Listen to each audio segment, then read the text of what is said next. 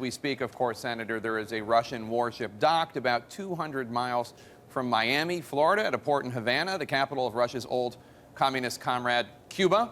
Reportedly, the ship is armed with giant 30-millimeter guns and anti-aircraft missiles. AFP first reported its presence, but there's been no official explanation for what this Russian ship is doing there.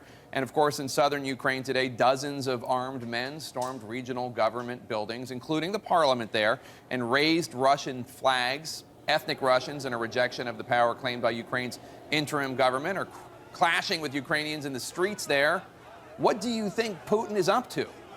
I think he's up to trying to preserve his absolute commitment and ambition of maintaining Ukraine as the part of the Russian Empire. You've got to we don't seem to understand that Putin is a KGB Colonel apparatchik who believes in the Russian Empire. That's why he invaded Georgia. That's why he put pressures on Moldova, the Baltic countries, and the crown jewel of that is Ukraine.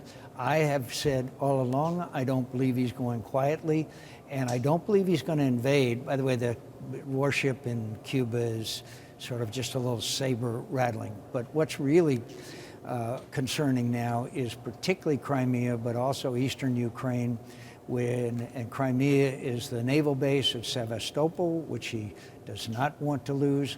And I believe that's what is happening now is they're creating unrest. He's not going to send troops in a la Hungary.